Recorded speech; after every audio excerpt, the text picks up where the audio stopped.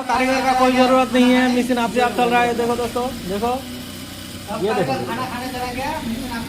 Machine automatic चल रहा है, पाइपिंग बन रहा है, ये है नीचे गिर रहा है, ये देखो देखो दोस्तों, कोई कारीगर मशीन में बैठा हुआ नहीं है, आपसे आप मशीन चल रहा है। ये देखो सूता भी खिंचता है और आपसे आप मशीन चल रहा है। दोस्तों वीडियो को लाइक कर देना दोस्तों, अच्छा लगे तो, और कमेंट करके बताना कि अच्छा है या गलत है। ठीक है दोस्तों, थैंक यू।